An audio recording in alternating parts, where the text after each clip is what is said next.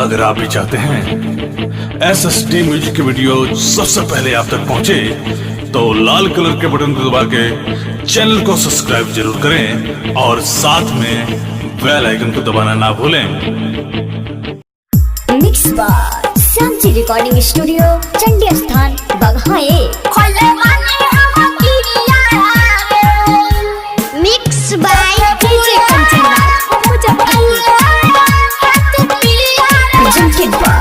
SSD music.